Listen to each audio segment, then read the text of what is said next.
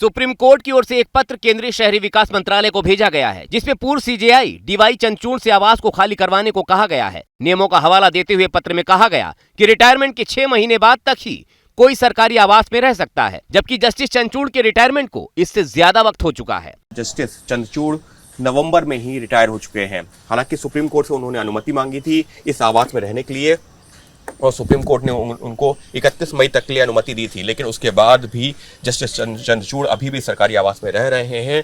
Justice Chandrachud 10 नवंबर 2024 को CJI के पद से रिटायर हुए थे। उन्हें सीजेआई के तौर पर 5 कृष्णन मेनन मार्ग पर बंगला आवंटित हुआ था। रिटायरमेंट के 8 महीने बाद भी जस्टिस चंद्रचूड़ इसी बंगले में रह रहे हैं, जिससे सुप्रीम कोर्ट को दूसरे जजों को बंगला आवंटित करने में दिक्कत हो रही है।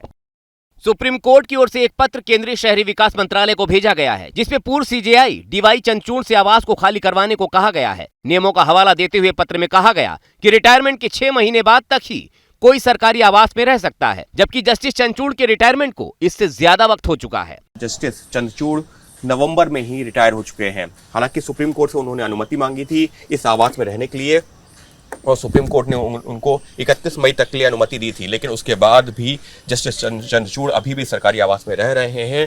जस्टिस चंद्रचूड़ 10 नवंबर 2024 को सीजेआई के पद से रिटायर हुए थे। उन्हें सीजेआई के तौर पर 5 कृष्णन मेनन मार्ग पर बंगला आवंटित हुआ था। रिटायरमेंट के 8 महीने बाद भी जस्टिस चंद्रचूड़ इसी बंगले में रह रहे हैं, जिससे सुप्रीम कोर्ट को दूसरे जजों को बंगला आवंटित करने में दिक्कत हो रही है।